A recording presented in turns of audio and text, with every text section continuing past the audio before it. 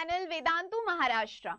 Ma'am, हमने JEE के बारे में बहुत कुछ सुना है कि आईआईटी में बहुत पढ़ने वाले बच्चे जाते हैं, या ये आईआईटी में जाते कैसे हैं? Why is IIT called as the best institute all over India for pursuing engineering? क्या उधर जाने के लिए बहुत सारा पढ़ना पड़ता है? कैसे पढ़े, क्या करें? ये सारे सवालों का जवाब आज इस वीडियो में बस 15 मिनट में क्लियर होने वाले, each and every doubt. So stay tuned with me for the entire video. तो मैम, ये IIT है क्या? What is this IIT? तो IIT का मतलब है इंडियन इंस्टिट्यूट ऑफ टेक्नॉलॉजी. आता हे जे इंडियन इन्स्टिट्यूट ऑफ टेक्नॉलॉजी आहे, मॅम इथे जायचं कसं, यहाँ कैसे जाए, या यहाँ जाने के लिए क्या करना पड़ता है? सो सबसे इम्पोर्टेंट हम ये चीज समझ लेंगे कि आईआईटी में जाने के लिए सबको पता है जेई का एग्जाम देना पड़ता है, बट मैम आईआईटी में ही जाके क्यों इंजिनिअरिंग करना है? इतने सारे इंजिनिअरिंग के कॉलेजेस आहे, असं काय ते आयआयटी मध्ये की 2 वर्ष इतकी मेहनत करायची आणि मग आयआयटी मध्ये जायचं, आणि मग हे पण माहिती नाही जेई निघणार की नाही, मग इतकी मेहनत करून काय फायदा? तर या सगळ्या प्रश्नांचं उत्तर आज तुम्हाला मिळणार आहे. तर सगळ्यात आधी ये बात बहुत अच्छे से समझ लो, इंडिया प्रोड्यूसेस एक्चुअली 15 लाख दिया है, but I tell you honestly more than 15 lakh engineers every year. अब ये 15 लाख इंजीनियर्स तो प्रोड्यूस कर लिए, बट इन लोगों को पैकेज कितना होता है?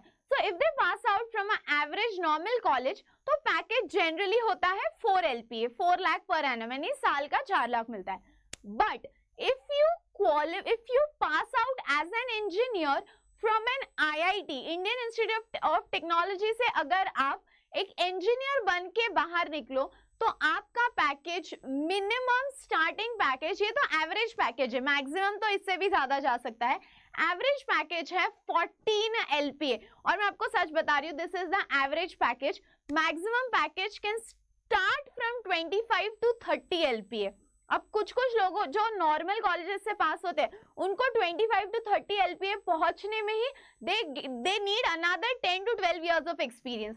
बट आपको ये अभी ही मिल रहा है at the start of your journey as an engineer. तो सबसे पहला फायदा तो वो हुआ.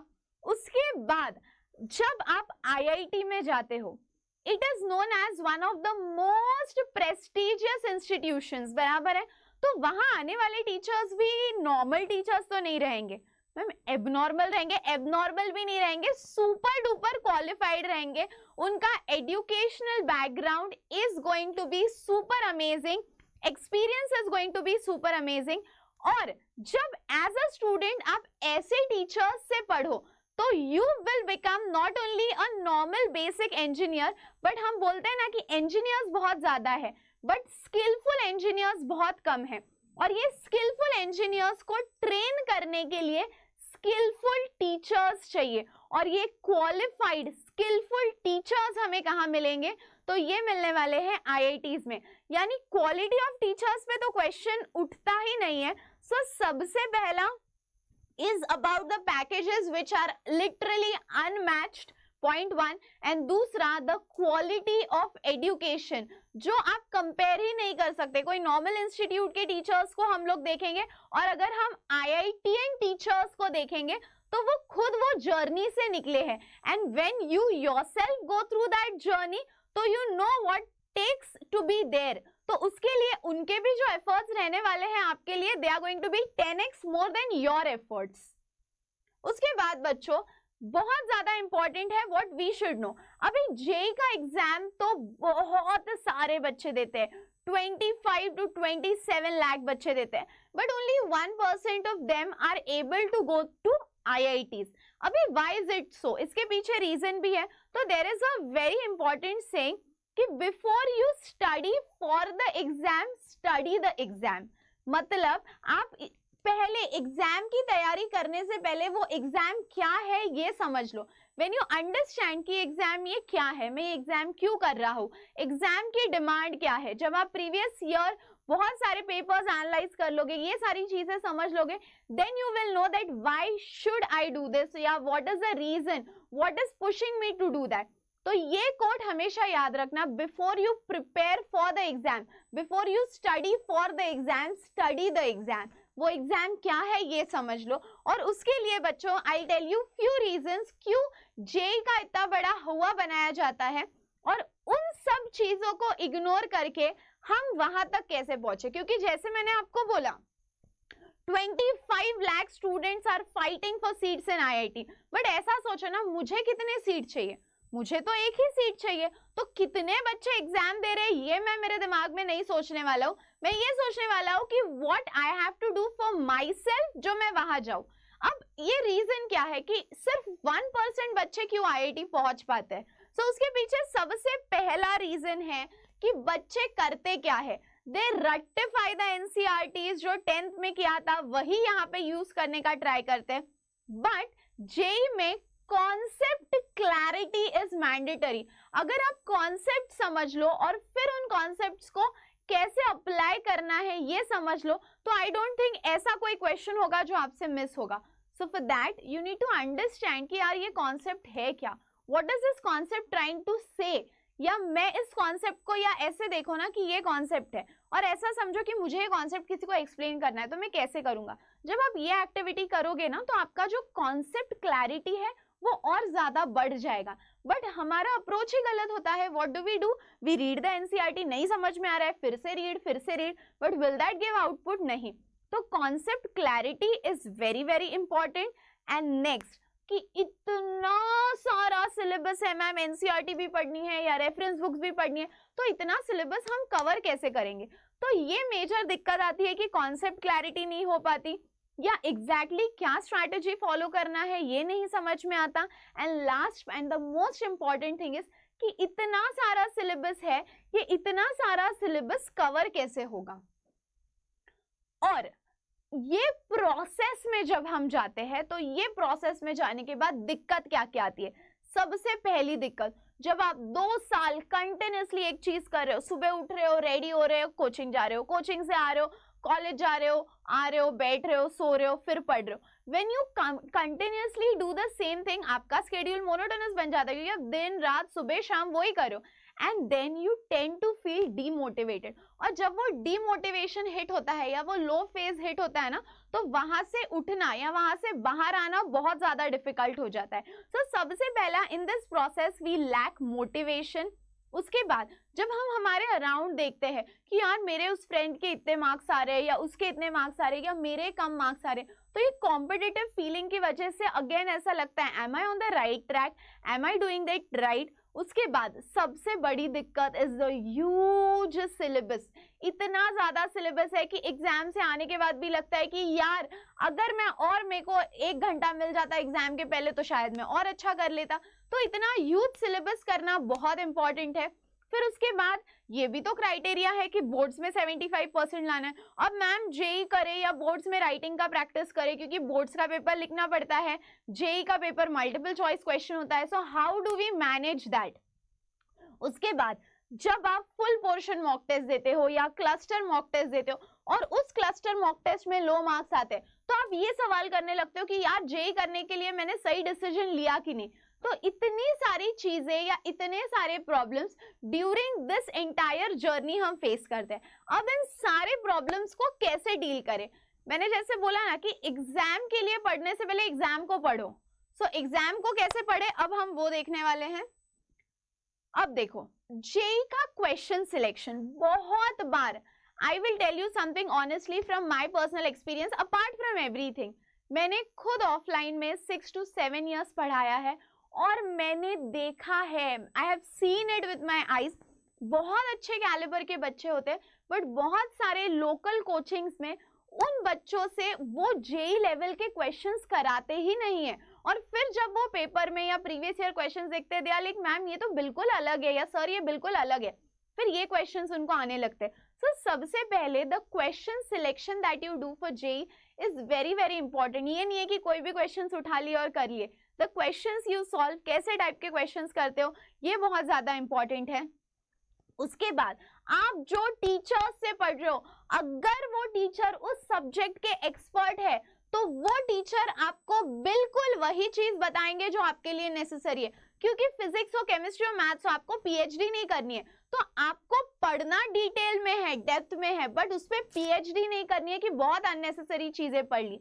तो कितना पढ़ना है, कहाँ रुकना है, कितने क्वेश्चंस करने हैं, ये सिर्फ वो सब्जेक्ट के एक्सपर्ट्स बता सकते हैं। उसके बाद third and most important thing, जैसे मैंने आपको बोला, ये नहीं है कि सिर्फ कॉन्सेप्ट समझ लिया, उस कॉन्सेप्ट को अप्लाई भी करते आना चाहिए, क्योंकि जो एग्जाम्पल टेक्स्ट बुक में दिया है जरूरी नहीं वही क्वेश्चन आ जाए ना आपको। They will change the values, they will change the numerical, they will change the pattern of the numerical, so you need to understand how to use that concept. और उसके बाद ये तो अगेन मैं मेरे पर्सनल एक्सपीरियंस से बताती हूँ, I was someone who was preparing for NEET exam. तो जब मैं नीट के लिए कर रही थी, मेरे कोचिंग में बहुत अच्छे मार्क्स आते थे, और उसके वजह से मुझे लगता था कि यार I am doing very very good, मतलब मैं तो सब में होशियार हूँ। But what I forgot is my competition is not with my friends in the class, not with the students in my state, but my competition is for every student who is applying for NEET. बराबर है? तो मेरा competition सिर्फ मेरे state वाले बच्चों से नहीं है, मेरा कंपटीशन वो हर बच्चे से है इंडिया में जो इस एग्जाम के लिए प्रिपेयर कर रहे हैं। इसका मतलब all India mock test are mandatory. आपको ये पता चलना चाहिए कि मैं मेरे क्लास में कहाँ खड़ा हूँ ये इंपॉर्टेंट नहीं है, पूरे इंडिया के बच्चों में मेरा क्या रैंक आ रहा है, that is important. So all India test series में पार्टिसिपेट करना और एग्जाम के पहले समझ लेना कि मेरे आगे कितने बच्चे हैं, वो भी इंपॉर्टेंट है। उसके बाद बच्चों, अब उसके लिए आप सोचते होंगे ठीक है ना मैम, हमने ऑफलाइन कोचिंग लगा लिया, but there are certain cons of offline coaching as well. सबसे पहला कि जब आप ऑफलाइन कोचिंग में जाते हो तो जेई और नीट के टीचर्स से हम लोग को जनरली बात करने में डर लगता है। I tell you my stuff, मेरे को ना डाउट पूछने में भी हेजिटेंट लगता था, ऐसा लगता था यार सब हंसेंगे, मैं पूछूं या नहीं, या सब मेरे को जज करेंगे, यार इतना बेसिक नहीं आता, तो डाउट सॉल्विंग में। उसके बाद जब आप लोकल कोचिंग्स में जाते हो, जैसे मैंने आपको बोला क्वालिटी क्वेश्चंस नहीं किए जाते और रिजल्ट आएगा या नहीं इसकी कोई गारंटी नहीं होती है, तो जो सिलेक्शन रेशियो होता है that is very less. Plus आप एवरीडे जाओगे, एवरीडे आओगे, डाउट सॉल्विंग के लिए अगर अलग रुक गए, टेस्ट के लिए कभी अभी जाओगे, so with that you are going to waste a lot of time in travelling. और सबसे एंड मोस्ट इंपॉर्टेंट, जैसे मैंने बोला, अगर आपको, हम आईआईटी के लिए क्यों इतना लड़ रहे हैं, हम क्यों इतना वहां पे जाने के लिए पूरी जी जान लगा रहे हैं, बिकॉज वी नो दैट वहां पे हमको क्वालिटी एजुकेशन मिलेगा, और क्वालिटी एजुकेशन आता है क्वालिटी टीचर्स से।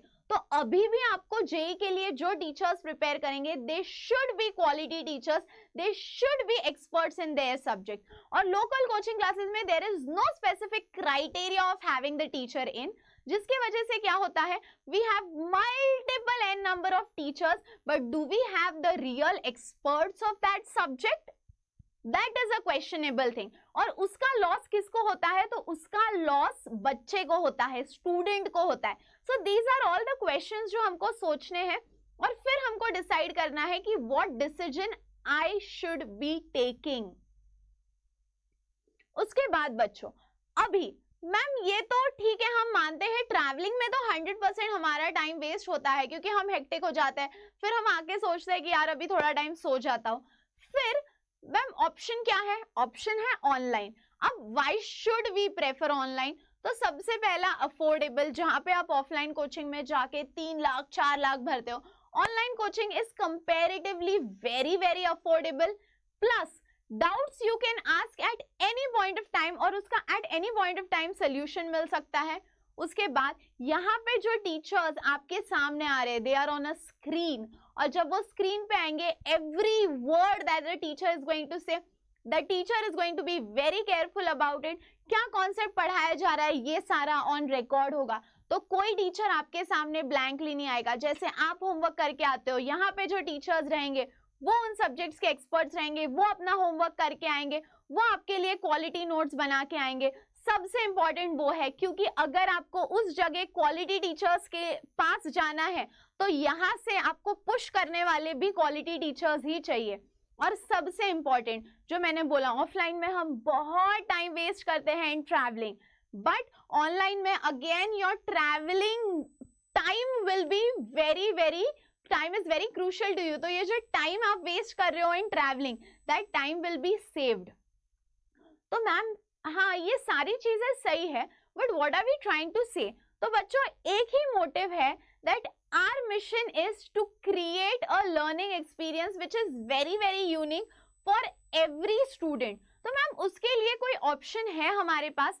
तो डेफिनेटली उसके लिए we have an option, and the option is the Maurya batch.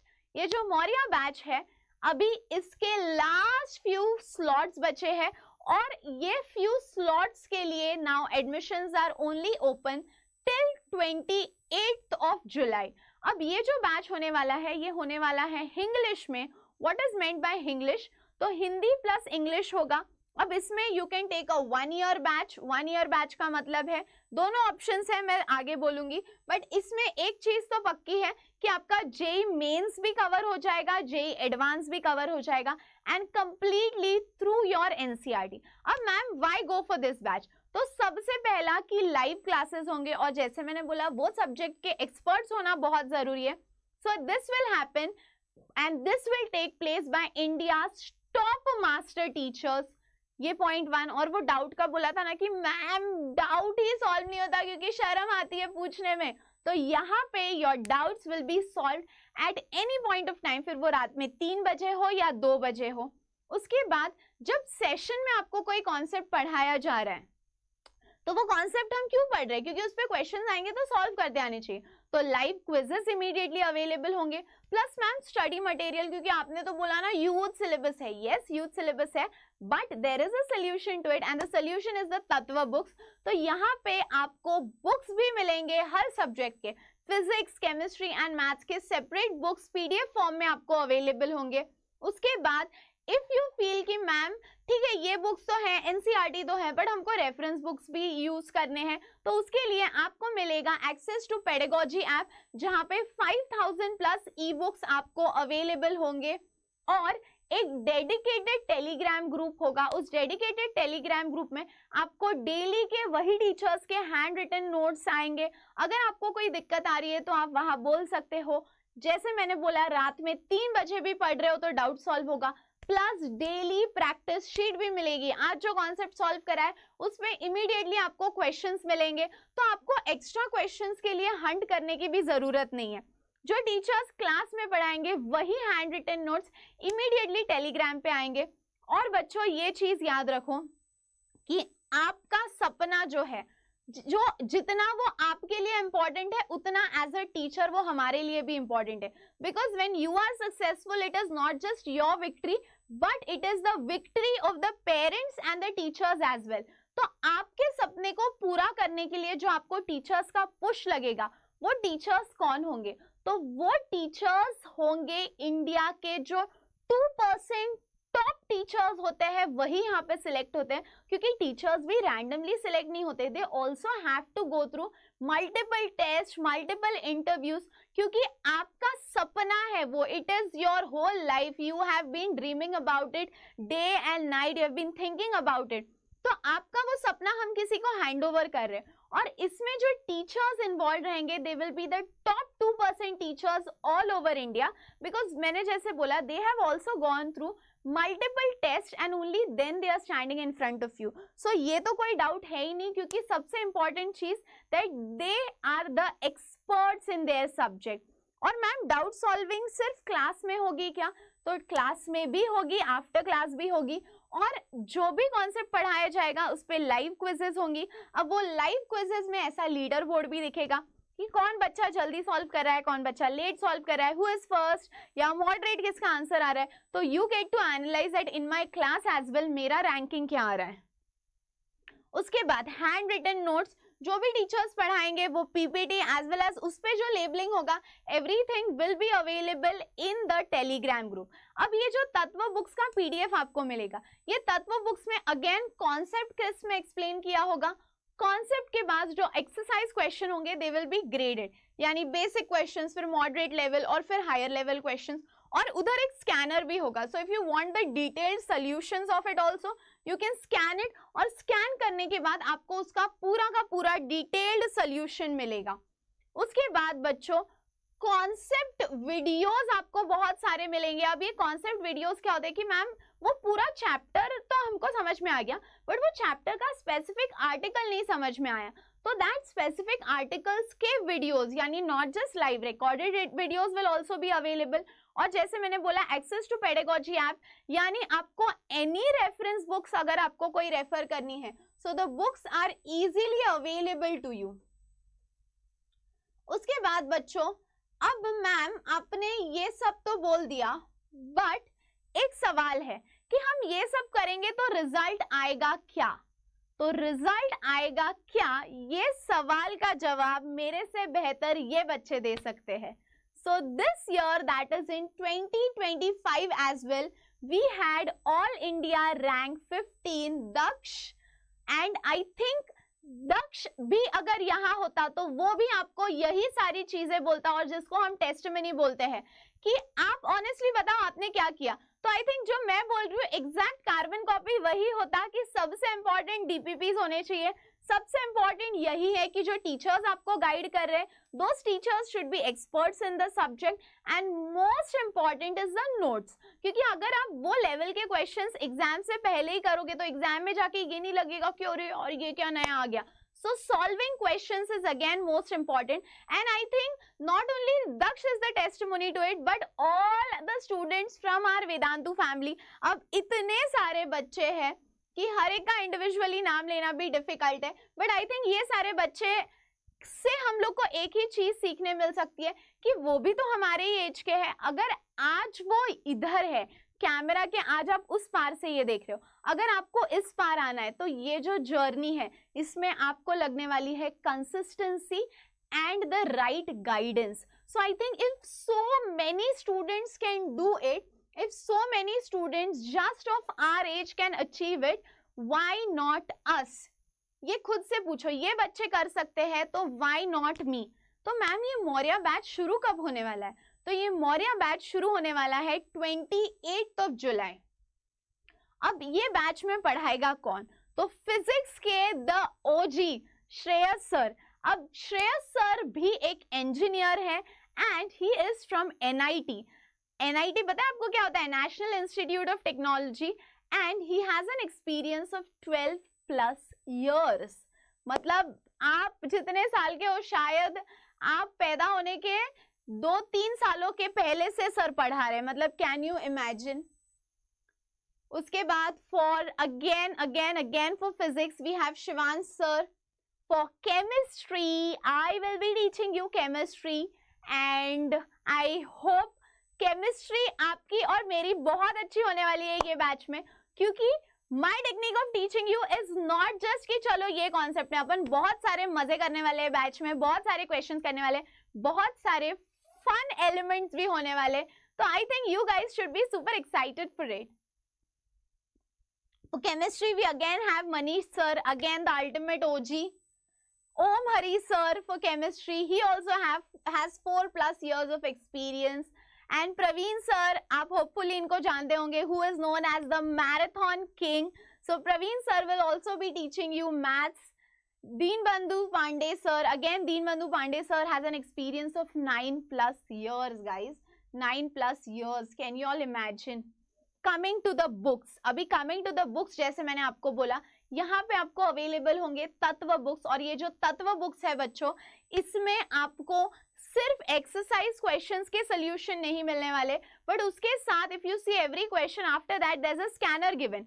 यानी अगर आपको वो कॉन्सेप्ट समझ में नहीं आया तो वो कॉन्सेप्ट पे अगर इफ यू स्कैन दैट तो you also going to find more question and उसके रिलेटेड वीडियोस। तो आई थिंक ये तो भाई एक तीर से 2 निशाने हैं, तो अब इससे ज्यादा क्या चाहिए ये बताओ मेरे को। पिक्चर अभी बाकी है मेरे दोस्त। अब ये पिक्चर, ये सरप्राइज क्या है, क्योंकि यार सच्ची बता रही हूँ, वी आर सो फॉर्चुनेट, मतलब एज स्टूडेंट्स मैं आपके पर्सपेक्टिव से बोल रही हूँ दैट आज के जमाने में we can afford all this, we have so many options available. कितने सारे बच्चे ऐसे होते हैं जो चाहते हैं कि यार मैं करूं, but things are not accessible to them. और जब हम इतने फॉर्चुनेट है कि हमको ये चीज एक्सेसिबल है, तो why not take complete advantage of it. अब ये जो मौर्य इंग्लिश का बैच है बच्चों, ये मौर्य इंग्लिश का बैच शुरू कब होने वाला है?